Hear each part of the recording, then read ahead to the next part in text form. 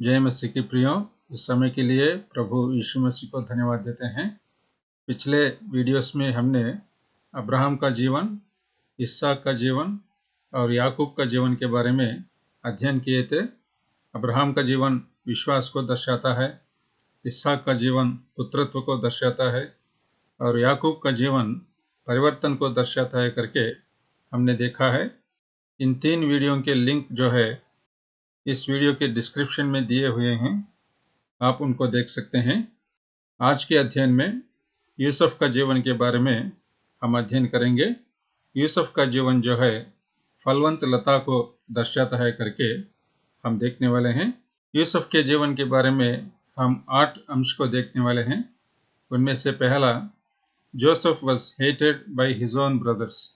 यूसुफ के स्वयं के भाइयों ने उनको द्वेष किया था, उनसे ढा करते थे।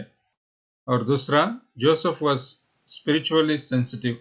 आत्मिक रीति से वो बहुत ही नाजुक था, यानी कि पाप को द्वेष करता था और परमेश्वर की इच्छा करना चाहता था। तीसरा, जोसेफ हैड सेंसिटिव इमोशंस, यानी कि उनका व्यक्तित्व भी बहुत ही नाजुक था। 8 संदर्भ में उन्होंने रोया है करके हम देखने वाले हैं। और चौथा हम देखते हैं, because Joseph feared God, God was with him and he prospered. Yusuf परमेश्वर का भय माना था, इसलिए परमेश्वर उनके संग था और यूसुफ भाग्यवान बना था। पांचवा, because Joseph feared God, he gave him wisdom and prudence, hence he interpreted dreams and was exalted over land of Egypt and became ruler. Yusuf परमेश्वर का भय माना था, इसलिए परमेश्वर उनको ज्ञान दिया था, जिससे वो स्वप्न के अर्थ बताता था और मिस्र देश में उनका नाम ऊंचा किया गया और वो प्रधानमंत्री बन गया था। छठा हम देखते हैं, Joseph had a divine perspective of things in life and is forgiving. Yusuf जीवन के संघटनाओं को परमेश्वर की दृष्टि से देखता था और दूसरों को क्षमा करने के लिए सिद्ध था। सातवां, Joseph was man of faith. Yusuf परमेश्वर में विश्वास किया था और विश्वास से भरा हुआ था। अंत में, Joseph was a type of Jesus. Yusuf प्रभु यीशु मसीह को दर्शाता है। इन 8 अंशों के बारे में संक्षिप्त रीति से प्रियो हम देखने वाले हैं। उनमें से पहला, Joseph was hated by his own brothers. Yusuf का जीवन के बारे में प्रियो उत्पत्ति 37 अध्याय से हम पढ़ सकते हैं। उत्पत्ति 37 अध्याय में पहला आयत से लेकर, याकूब तो कनान देश में रहता था, जहां उसका पिता परदेशी होकर रहा था। याकूब के वंश का वृत्तांत यह है, यूसुफ 17 वर्ष का होकर अपने भाइयों के संग भेड़ बकरियों को चराता था और वह लड़का अपने पिता की पत्नी बिल्हा और जिल्पा के पुत्रों के संग रहा करता था और उनकी बुराइयों का समाचार अपने पिता के पास पहुंचाया करता था। इसराइल अपने सब पुत्रों से बढ़ के यूसुफ से प्रीति रखता था, क्योंकि वह उसके बुढ़ापे का पुत्र था और उसने उसके लिए एक रंग बिरंगा अंगरखा बनवाया।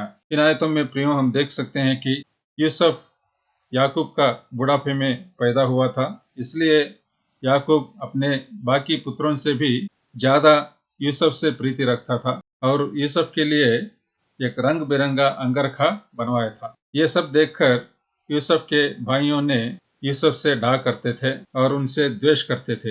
चौथा आयत में हम पढ़ते हैं, परंतु जब उसके भाइयों ने देखा कि हमारा पिता हम सब भाइयों से अधिक उसी से प्रीति रखता है, तब वे उससे बैर करने लगे और उसके साथ ठीक से बात भी नहीं करते थे। और उसके बाद 5वीं आयत से हम पढ़ते हैं कि यूसुफ को स्वप्न आए थे और उनके स्वप्न के बारे में जब उसने अपने भाइयों से बताया था, तो उनके भाइयों ने और भी उससे द्वेष करने लगे। 8वीं आयत में हम पढ़ते हैं, तब उसके भाइयों ने उससे कहा, क्या सचमुच तू हमारे ऊपर राज करेगा, या क्या सचमुच तू हम पर प्रभुता करेगा? इसलिए वे उसके स्वप्नों और उसकी बातों के कारण उससे और भी अधिक बैर करने लगे। फिर 11 आयत में भी हम पढ़ते हैं, उसके भाई उससे डा करते थे। इस प्रकार प्रियो, यूसुफ की स्थिति को देखते हुए उनके स्वयं के भाइयों ने यूसुफ को द्वेष करने लगे। उसके बाद हम पढ़ते हैं कि याकूब यूसुफ को अपने भाइयों से मिलने के लिए भेजा था। उत्पत्ति की किताब 37:18 से लेकर हम पढ़ते हैं, जो ही उन्होंने उसे दूर से आते देखा तो उसके निकट आने के पहले ही उसे मार डालने का षड्यंत्र रचा। और वे आपस में कहने लगे, देखो वो स्वप्न देखने वाला आ रहा है, इसलिए आओ हम उसको घात करके किसी गड्ढे में डाल दें और यह कह देंगे कि कोई बनेला पशु उसको खा गया, फिर हम देखेंगे कि उसके स्वप्नों का क्या फल होगा। इस प्रकार यूसुफ के भाइयों ने यूसुफ को आते हुए देखा और उनको मार डालने का सोच विचार कर रहा था। और उसके बाद की आयतों में हम पढ़ते हैं प्रियो की यूसुफ के भाइयों ने यूसुफ को मिस्र देश में एक नौकर के रूप में बेच डाला और उसका अंगरखा को उतार के एक बकरी को मार के बकरी का लहू में उसका अंगरखा को डुबा दिया और उसको लेकर याकूब के पास चले गए। और याकूब को अंगरखा को दिखाकर याकूब से पूछा, क्या ये यूसुफ का तो नहीं है?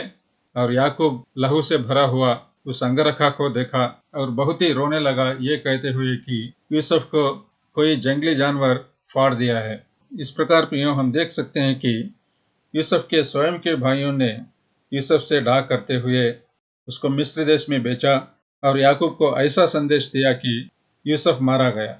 आत्मिक रीति से हम देख सकते हैं 2 तीमुथियुस 3 अध्याय 12 आयत में, पर जितने मसीह यीशु में भक्ति के साथ जीवन बिताना चाहते हैं वे सब सताए जाएंगे। जब हम परमेश्वर के साथ चलना चाहते हैं तो हम इस संसार से सतावट को पाएंगे करके प्रियो हम देख सकते हैं। यूहन्ना 15 अध्याय 19 आयत में भी, यदि तुम संसार के होते तो संसार अपनों से प्रेम रखता, परंतु इस कारण कि तुम संसार के नहीं, वरना मैंने तुम्हें संसार में से चुन लिया है, इसलिए संसार तुमसे बैर रखता है। इस प्रकार संसार से हमें सतावट मिलेगा और संसार हमें बैर रखता है करके यूसुफ का जीवन से हम देख सकते हैं। उसके बाद यूहन्ना 16 अध्याय 33 आयत में भी, संसार में तुम्हें क्लेश होता है, परंतु ढाढ़स बांधो, मैंने संसार को जीत लिया है। इस संसार से प्रियो हमें जितने भी सतावट मिले, हमें यह जानना चाहिए कि प्रभु यीशु मसीह इस संसार को जीत लिया है, शैतान के ऊपर उसने जय पाया है। इसलिए हमें प्रभु यीशु मसीह को देखते हुए, उन पर विश्वास रखते हुए आगे बढ़ना चाहिए करके हम देख सकते हैं। फिर दूसरा अंश को हम देख सकते हैं, जोसेफ वॉज स्पिरिचुअली सेंसिटिव। वह आत्मिक रीति से बहुत ही नाजुक था। उत्पत्ति 37 अध्याय 2 आयत में, यूसुफ 17 वर्ष का होकर अपने भाइयों के संग भेड़ बकरियों को चराता था और वो लड़का अपने पिता की पत्नी बिल्हा और जिल्पा के पुत्रों के संग रहा करता था और उनकी बुराइयों का समाचार अपने पिता के पास पहुंचाया करता था। यूसुफ ने नाजुक होते हुए पाप को द्वेष किया, इसलिए अपने भाइयों का बुरे कामों के बारे में, उनके पाप के क्रियाओं के बारे में जा करके अपना पिता याकूब से बताता था। फिर उत्पत्ति 39 अध्याय में हम देख सकते हैं कि यूसुफ को उसके भाइयों ने जब मिस्र देश में बेचा था, वह पोतीफर नाम के एक मालिक के घर में नौकर बनकर रहा करता था। और पोतीफर की पत्नी जो है, यूसुफ की सुंदरता को देखकर उनकी ओर आकर्षित हुई और उनको अपने साथ पाप करने के लिए ललचाती थी। और यूसुफ ने उस बात से मना करता था, इसलिए उसने उत्पत्ति की किताब 39 अध्याय में 9वीं आयत में क्या बता रहा है, इस घर में मुझसे बड़ा कोई नहीं और उसने तुझे छोड़ जो उसकी पत्नी है, मुझसे कुछ नहीं रख छोड़ा, इसलिए भला मैं ऐसी बड़ी दुष्टता करके परमेश्वर का अपराधी क्यों बनूं। जब पोतीफर की पत्नी प्रियो यूसुफ के साथ पाप करना चाहती थी, यूसुफ क्या बता रहा है, ऐसी बड़ी दुष्टता करके परमेश्वर का अपराधी क्यों बनूं, यानी कि वो परमेश्वर का भाई मान रहा है और पाप से दूर रहकर परमेश्वर के साथ चलने की इच्छा को प्रदर्शित कर रहा है करके यूसुफ का जीवन में प्रियो हम देख सकते हैं। फिर उसके बाद जब घर में कोई भी नहीं थे, पोतीफर की पत्नी ने यूसुफ के ऊपर अत्याचार करने की कोशिश की और यूसुफ अपने कपड़े पोतीफर की पत्नी के हाथों में छोड़कर वो भाग गया था। उसके बाद पोतीफर यूसुफ को जेल में डाला है करके हम पढ़ सकते हैं। लेकिन इधर यूसुफ का एक कैरेक्टर के बारे में, उसकी शील के बारे में प्रियो हम देख रहे हैं।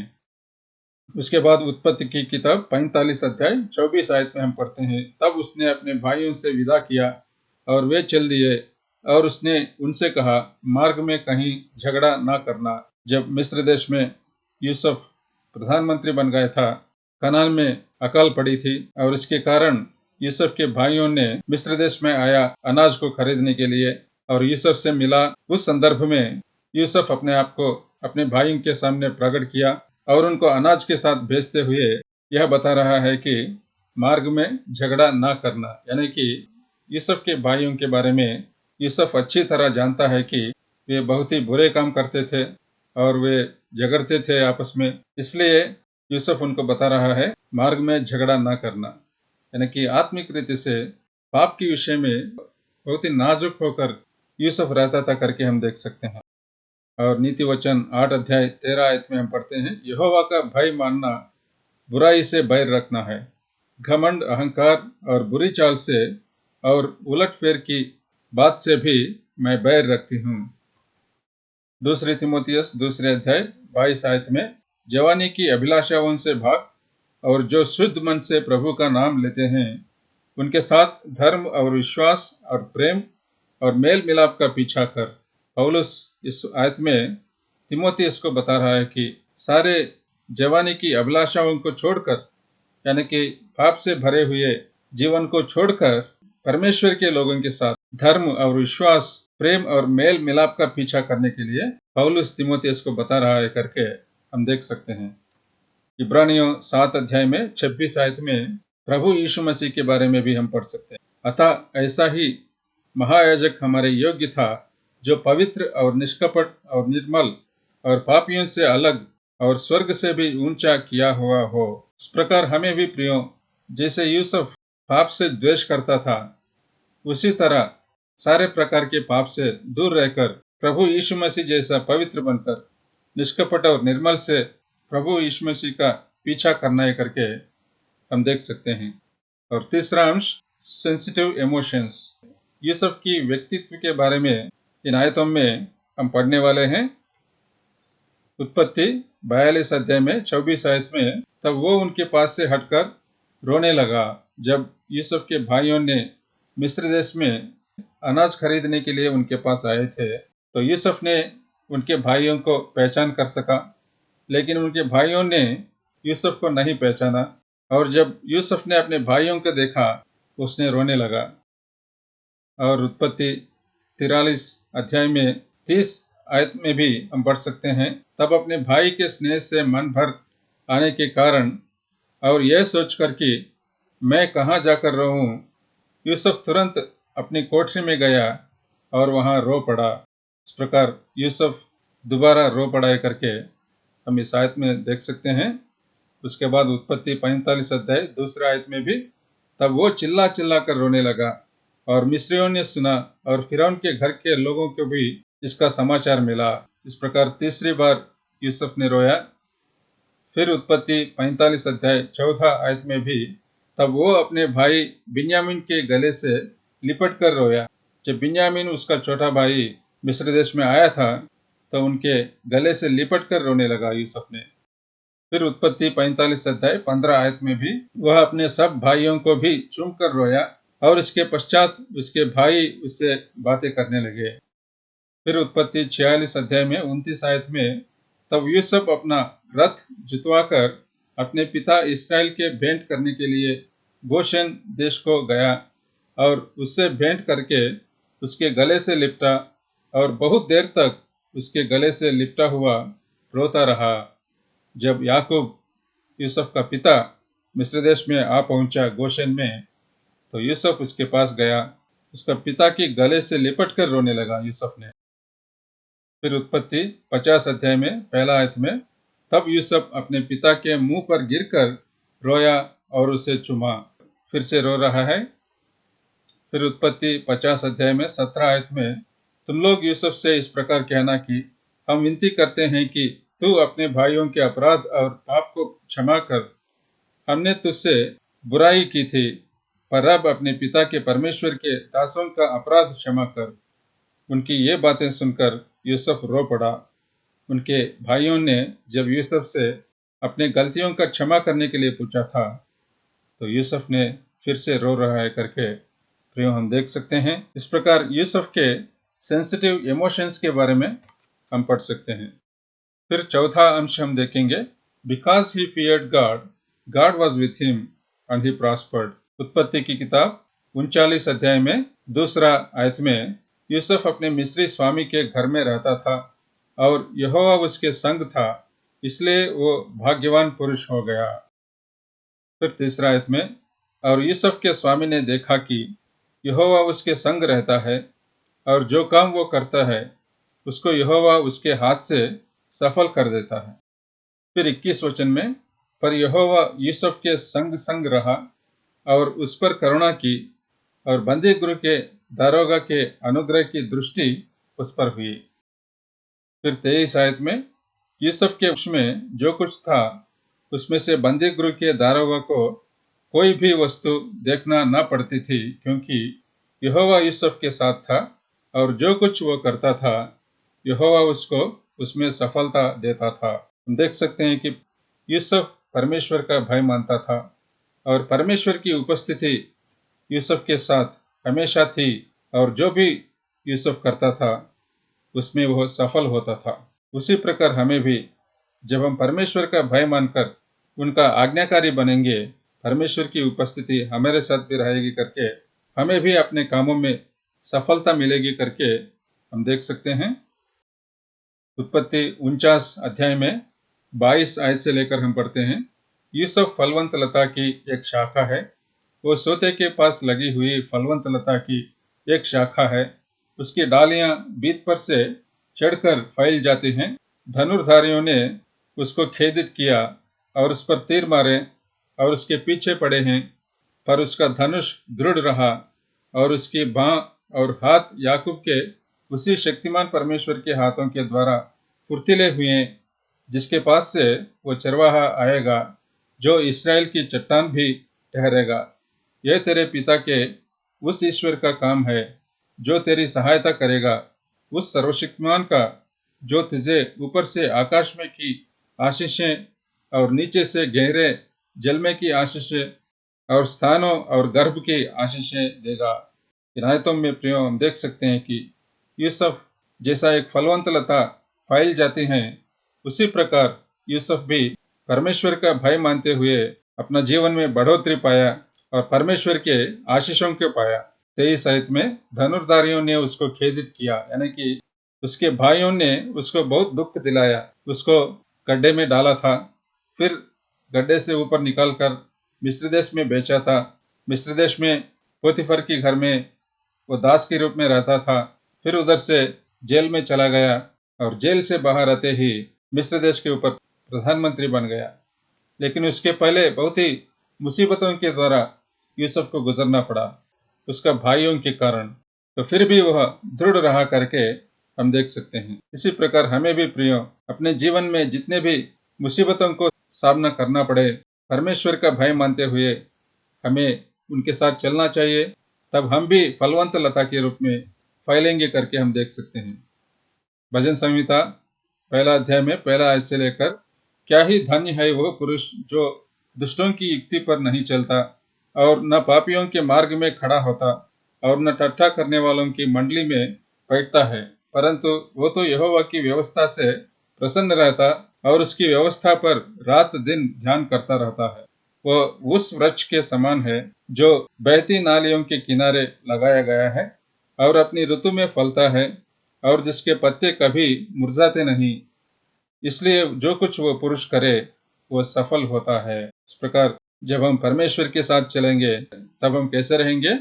बहती नालियों के किनारे लगाए हुए वृक्ष जैसे रहेंगे। जो वृक्ष बहती नालियों के किनारे में लगाया जाता है वो हमेशा फल देता है करके हम देख सकते हैं।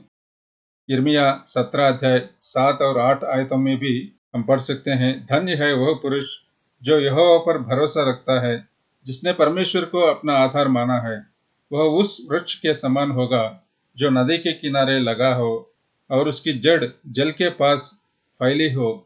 जब धूप होगी तब उसको ना लगेगी, उसके पत्ते हरे रहेंगे और सूखे वर्ष में भी उनके विषय में कुछ चिंता ना होगी, क्योंकि वो तब भी फलता रहेगा। इस प्रकार हमें भी प्रियो हर सीजन में, हर समय में आत्मा का फल को फलना चाहिए करके हम देख सकते हैं। आत्मा का फल क्या है? गलातियों 5वें अध्याय में 22 आयत से लेकर हम पढ़ते हैं, परंतु आत्मा का फल प्रेम, आनंद, शांति, धीरज, कृपा, भलाई, विश्वास, नम्रता और संयम है। ऐसे ऐसे कामों के विरोध में कोई भी व्यवस्था नहीं। और जो मसीह यीशु के हैं, उन्होंने शरीर को उसकी लालसाओं और अभिलाषाओं समेत क्रूस पर चढ़ा दिया है। और उसके बाद 5वां अंश को हम देख सकते हैं, because Joseph feared God, he gave him wisdom and prudence, hence he interpreted dreams and was exalted over land of Egypt and became ruler. परमेश्वर का भय यूसुफ माना था, इसलिए परमेश्वर उनको स्वप्न का अर्थ बताने का ज्ञान दिया है करके हम देख सकते हैं। फिरौन को जो स्वप्न आया था, उन स्वप्नों का अर्थ को यूसुफ ने बताया था, इसलिए मिस्र देश का फिरौन ने यूसुफ को प्रधानमंत्री बनाया और उसको राज्य को पालने का अधिकार दिया है करके हम देख सकते हैं। उत्पत्ति की किताब 41 अध्याय में 38 आयत से लेकर, इसलिए फिरौन ने अपने कर्मचारियों से कहा, क्या हमको ऐसा पुरुष जैसा यह है जिसमें परमेश्वर का आत्मा रहता है मिल सकता है? फिर फिरौन ने यूसुफ से कहा, परमेश्वर ने जो तुझे इतना ज्ञान दिया है कि तेरे तुल्य कोई समझदार और बुद्धिमान नहीं, इस कारण तू मेरे घर का अधिकारी होगा और तेरी आज्ञा के अनुसार मेरी सारी प्रजा चलेगी। केवल राजगद्दी के विषय में मैं तुझसे बड़ा ठहरूंगा। और 43 आयत में, और उसको अपने दूसरे रथ पर चढ़वाया और लोग उसके आगे आगे यह प्रचार करते चले कि घुटने टेक कर दंडवत करो। और उसने उसको मिस्र के सारे देश के ऊपर प्रधानमंत्री ठहराया। इस प्रकार यूसुफ का नाम प्रियो ऊंचा किया गया परमेश्वर के द्वारा, क्योंकि यूसुफ परमेश्वर का भय मानता था और परमेश्वर के साथ चलता था।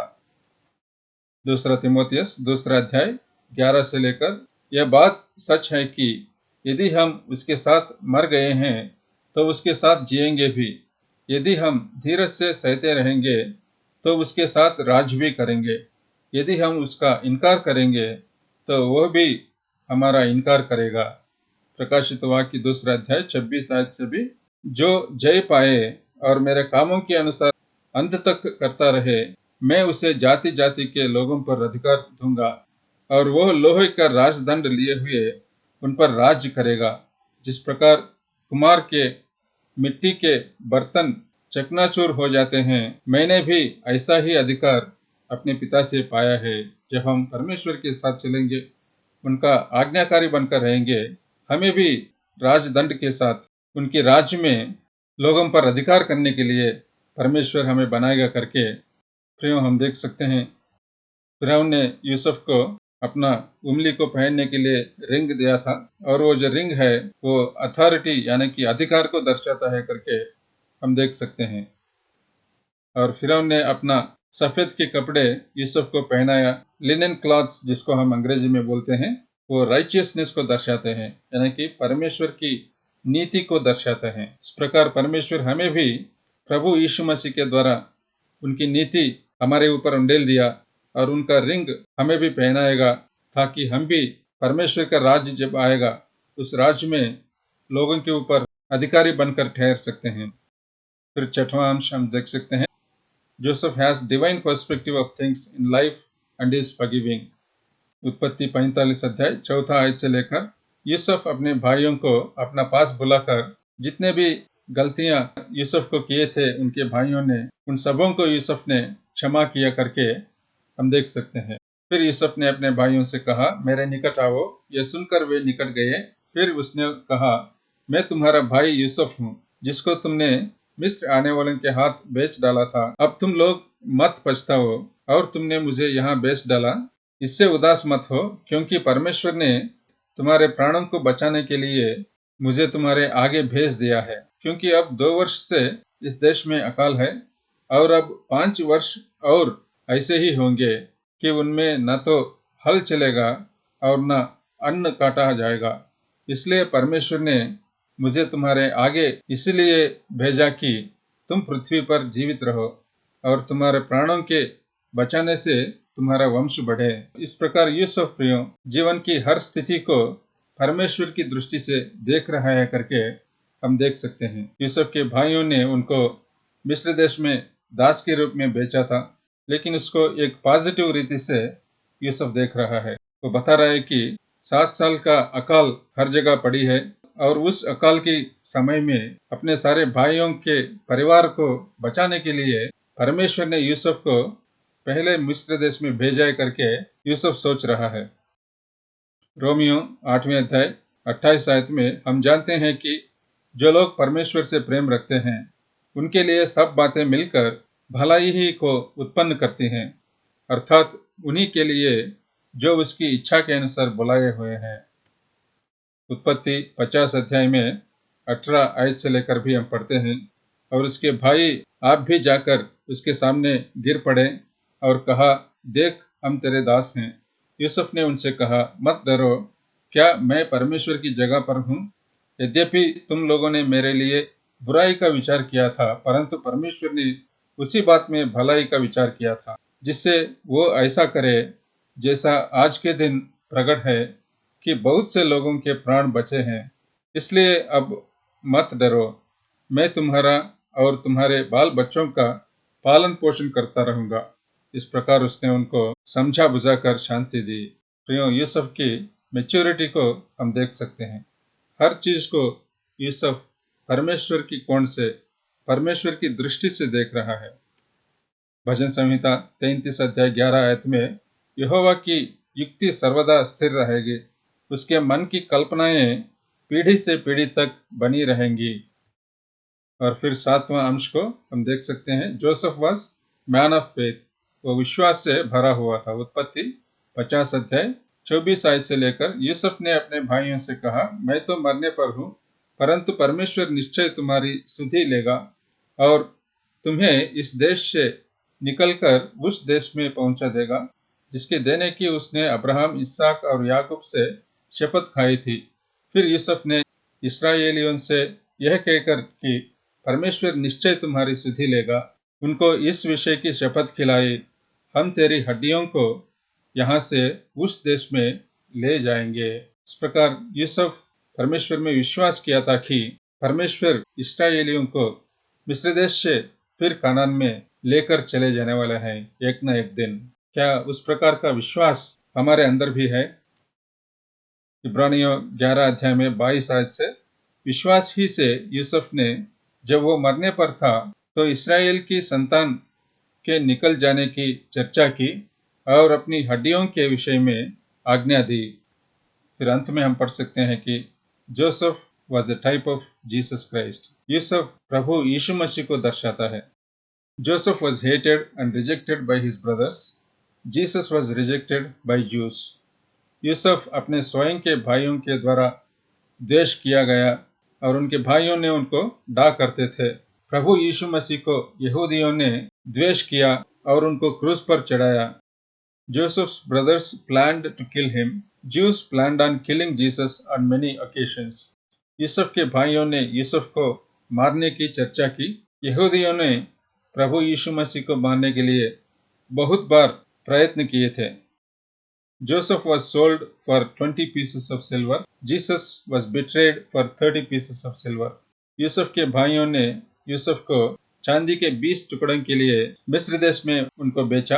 प्रभु यीशु मसीह को यहूदा इस्करियोत ने 30 चांदी के टुकड़ों के लिए फरीसी लोगों के हाथों में सौंपा था। Joseph was imprisoned for no fault of his. Jesus was wrongly accused in many things.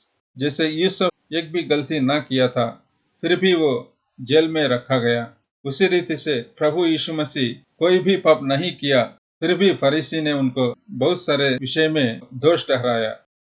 Joseph was exalted to be the chief ruler of Egypt. God exalted Jesus above every name and he is the coming ruler. Yusuf का नाम मिस्र देश में ऊंचा किया गया और वो प्रधानमंत्री बनकर मिस्र देश में अधिकार चलाया था। परमेश्वर प्रभु यीशु मसीह का नाम को इतना ऊंचा किया कि इस संसार की हर एक घुटना प्रभु यीशु मसीह के सामने टेकेगा और हर एक नाम के ऊपर प्रभु यीशु मसीह का नाम ऊंचा रहेगा और वो एक दिन यरूशलेम में आकर अपना राज्य को स्थापित करेगा और राजा बनकर 1000 वर्ष का पालन करेगा इस पृथ्वी पर। Joseph forgave his brothers and told his brethren that he would provide for their needs. Jesus is ready to forgive anyone that comes to him and confesses him as his savior. Yusuf ने अपने भाइयों का गलतियों को उसने क्षमा किया था और उनके सारे परिवार को मिस्र देश में पाला था। प्रभु यीशु मसीह जो कोई उनके पास आकर, हे प्रभु मैं पापी हूँ, मेरे पापों को क्षमा कर, मेरे पापों के लिए आपने क्रूस पर चढ़ा और आपका पवित्र लहू को मेरे लिए बहाया करके मैं विश्वास करता हूँ, मेरे पापों को धोकर आपके संतान में मुझे भी शामिल करो करके विश्वास के साथ कोई भी प्रार्थना करेगा, प्रभु यीशु मसीह उसको क्षमा करने के लिए तैयार है और उसको अपना उद्धार देने के लिए तैयार है करके वचन में हम देख सकते हैं। इस प्रकार प्रियो, यूसुफ का जीवन के द्वारा महत्वपूर्ण सच्चाई को हम जान सकते हैं।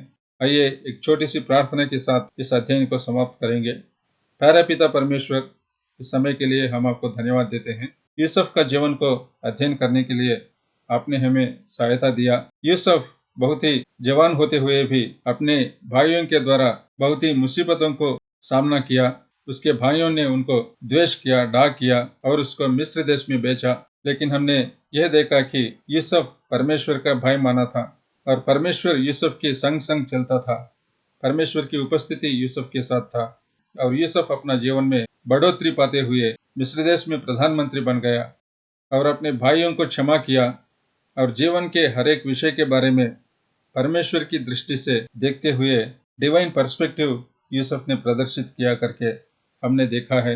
उसी प्रकार हमें भी प्रभु जितने भी मुसीबतों को हमें सामना करना पड़े, आपका आज्ञाकारी बनकर, आपका भाई मानकर चलने में सहायता कीजिए। आपका गवाह बनकर रहने में हमें भी सहायता दीजिए। अब्राहम का जीवन, इसहाक का जीवन, याकूब का जीवन और यूसुफ का जीवन के बारे में जो भी सच्चाई हमने जान लिया, उसके लिए हम आपको धन्यवाद देते हैं। जो कोई भाई बहन इस वीडियो को देख रहे हैं, उनके ऊपर भी आपकी आशीष दे।